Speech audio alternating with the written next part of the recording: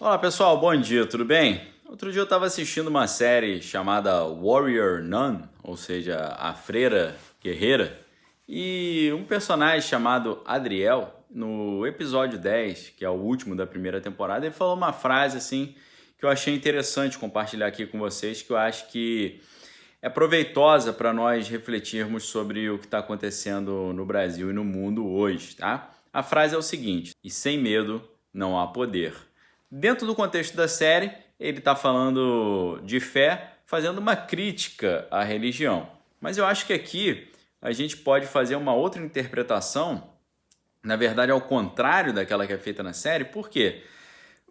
A gente falando de medo, né? Sem medo não há poder, que é a última frase, tem tudo a ver com o que está acontecendo no mundo hoje, né? Diante de um mundo desse completamente incerto, né? Cada dia acontecendo coisas mais estranhas, diferentes, né? Inusitadas e inacreditáveis, é claro que isso gera uma insegurança e gera um medo, né?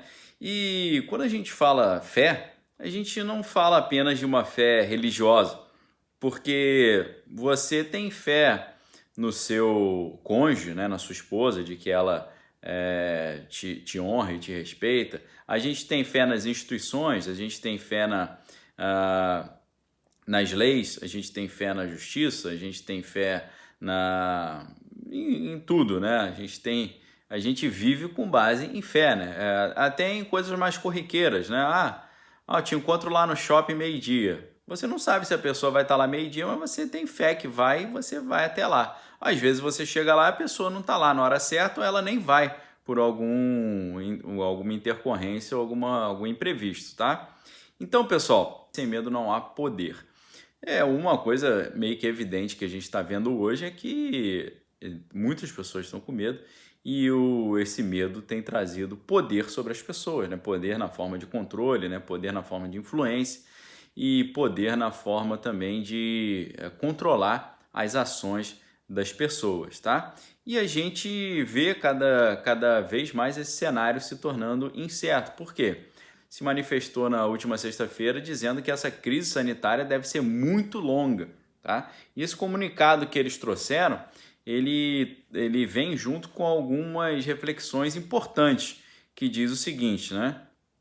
Esse comunicado foi liberado na última sexta-feira pelo Comitê de Emergência e essa nota que foi emitida também reforçou, abre aspas, o perigo de que a resposta diminua em um contexto de pressões socioeconômicas. O que eles estão querendo dizer com isso?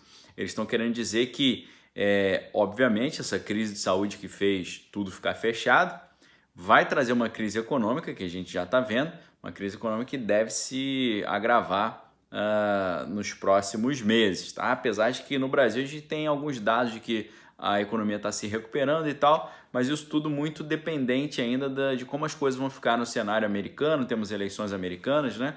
Aquela questão da famosa surpresa de outubro. Então a gente ainda tem que aguardar como é que vai caminhar isso. Mas essa nota da OMS diz que há um perigo de que as taxas de isolamento, a adesão das pessoas a essas medidas diminua num contexto de pressões socioeconômicas, ou seja, com a situação econômica e social se degradando, eles acham que isso pode ir arrastando, né, e retardando a solução desse problema. Então, pessoal, isso é um dado delicado. Por quê? Nós estamos num cenário, né, falando a questão da fé, né, da manipulação, do medo e do controle, nós estamos diante de um cenário que é um cenário de guerra, né, porque é um cenário de batalha econômica, questão crise sanitária, crise econômica, convulsão social, né, confusão nas ruas. Nos Estados Unidos, o governo federal mandando ali forças federais para tentar garantir ali a ordem social, isso provocando muita confusão também. O presidente americano Donald Trump manifestando desejo de expulsar dos Estados Unidos a empresa TikTok, né, que tem feito muito sucesso mundo afora, um dos aplicativos mais baixados aí pelo mundo. E é claro que a gente não pode esquecer que o governo americano na semana passada mandou fechar uma embaixada, um consulado ali em Houston, no Texas, né? E essa situação toda, né, de caos, de conflito aí, se encorpando isso trazendo insegurança, trazendo medo, né? E a gente não pode esquecer que não só os Estados Unidos estão com esse embate aí com o governo de Pequim, mas também a Índia, né? Teve aquela questão ali na fronteira da Índia, né? E no final de junho, o governo indiano, é importante lembrar, anunciou que iria banir também 59 aplicativos. Esses aplicativos também, né, dentre eles está o próprio TikTok, tá? Então, galera, um cenário de muita confusão, de muita incerteza, de uma guerra também de informação, uma guerra uma guerra cibernética, uma vez que a gente viu agora o Twitter informando que a violação de segurança, né, de vários perfis importantes ali, tal, considerada a maior violação de segurança da história do aplicativo, confirmou, por exemplo, que as contas, né, de grandes personalidades foram violadas porque os invasores conseguiram entrar nos sistemas de computador por meio de ligações telefônicas para os funcionários, né? Ligaram para os funcionários, conseguiram acessar os celulares, acessando os celulares, conseguiram acessar o sistema interno da empresa, tá? Então, assim, é uma guerra de várias frentes, né? A gente tem ali um conflito cibernético também, temos um conflito, eu falei no vídeo de ontem, pode ser uma agroguerra, né? Então, questão das plantações, questão da produção de alimento aí. E então, esse cenário todo aí, né, causando essa incerteza. E aí, muitas pessoas acabam perdendo a fé no futuro, a fé nas instituições. E aí, retomando a frase do início, eu digo para vocês que é o inverso, né? A fé nas instituições ela fica abalada, mas o que resta para nós talvez hoje seja a fé em Deus. Agora, a grande reflexão que eu gostaria de trazer para vocês é o poder da gente se antecipar aos problemas, né? A capacidade da gente enxergar o que está acontecendo, ver o que isso vai resultar no futuro próximo e se antecipar.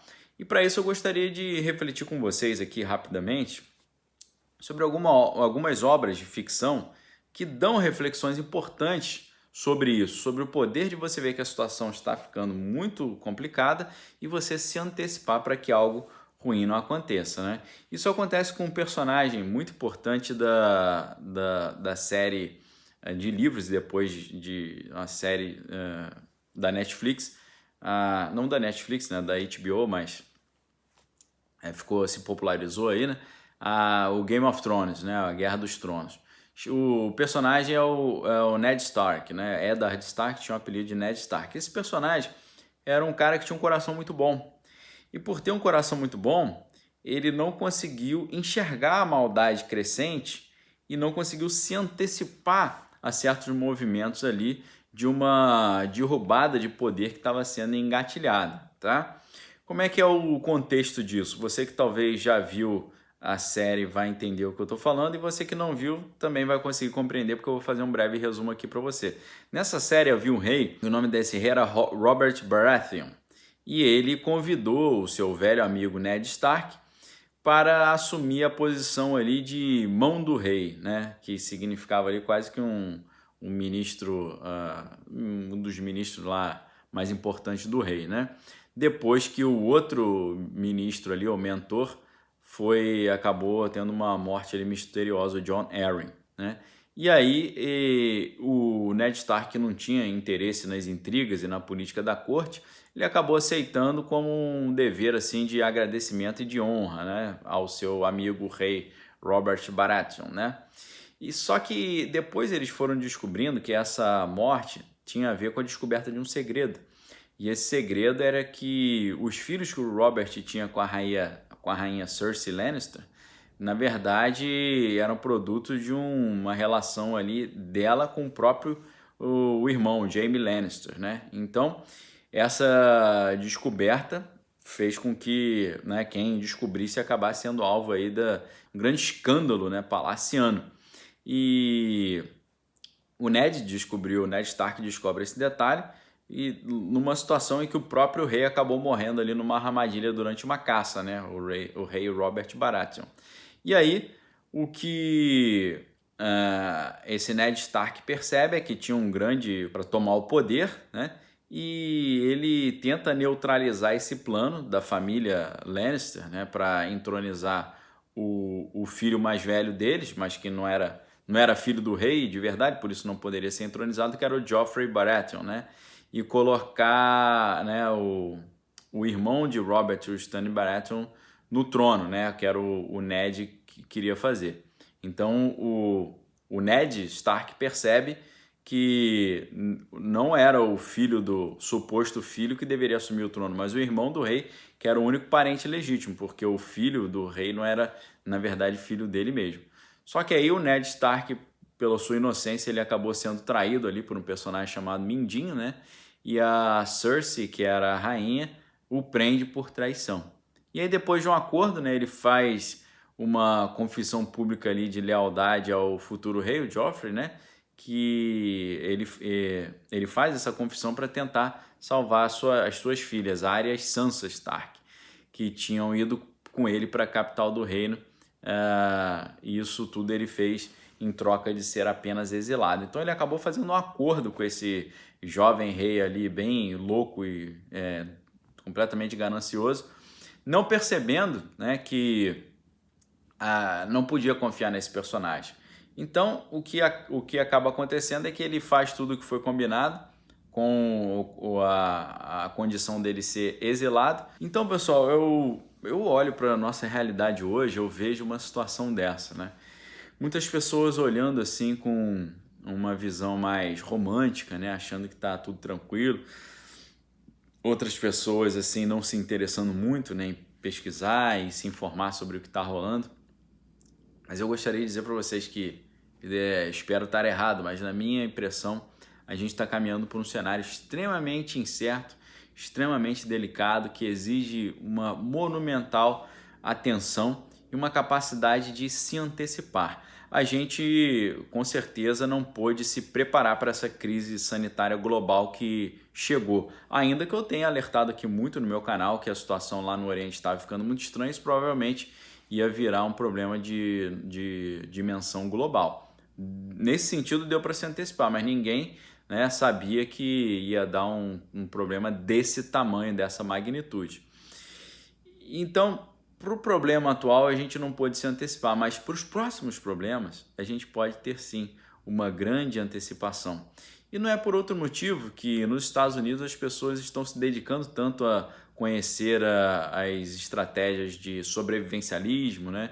De os chamados preppers, né? Muita gente está gastando muito dinheiro comprando bunkers, né, subterrâneos para poder se proteger de uma piora aí. A gente vê no cenário internacional muitos especialistas falando que essa crise de saúde que a gente está vivendo foi só uma primeira crise mais suave, que a grande crise será a próxima, né?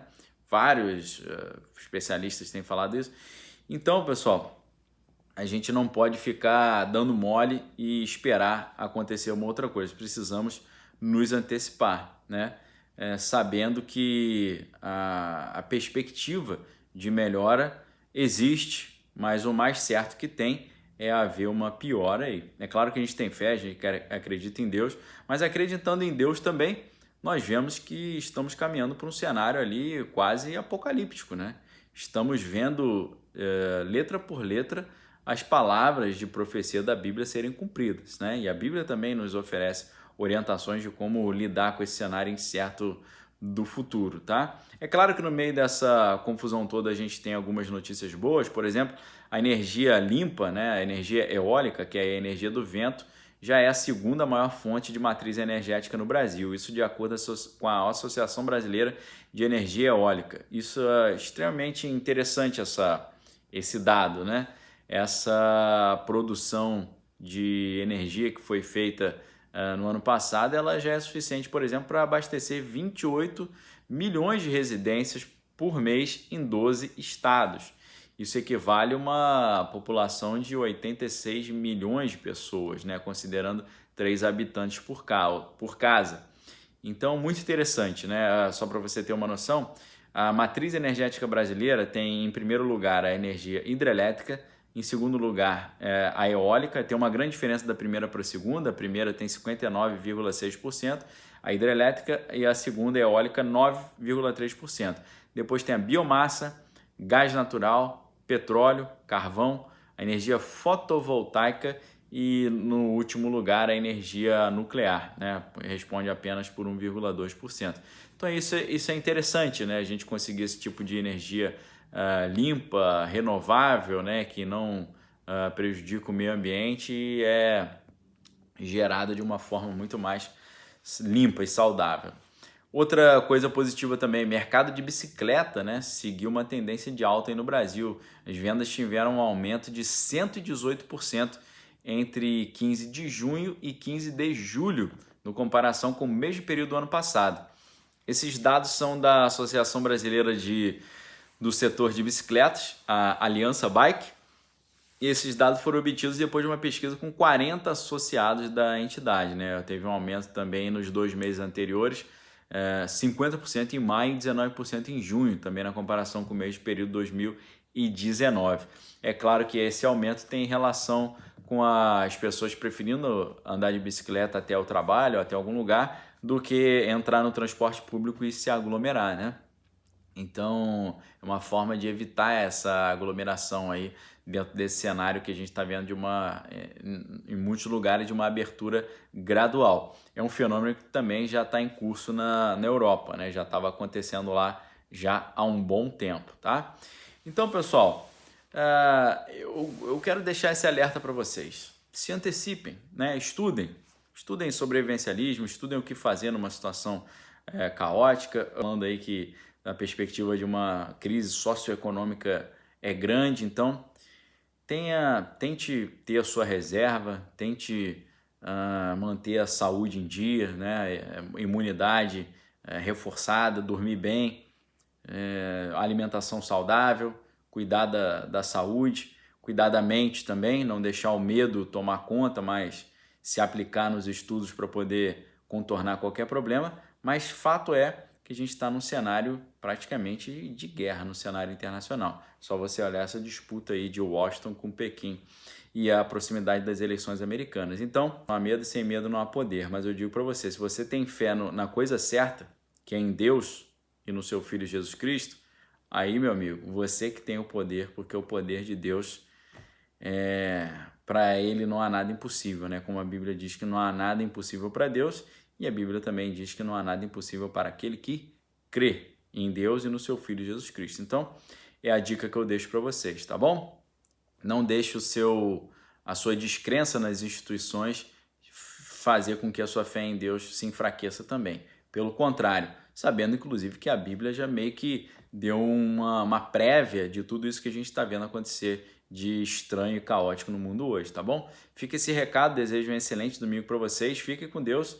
Examine todas as coisas, retém que é bom. Se você quiser se tornar membro, clica aqui embaixo, vai ter acesso ao conteúdo exclusivo do Direto do Bunker, onde a gente vai um pouquinho mais fundo nesses assuntos e tem um espaço mais tranquilo ali para conversar, para interagir.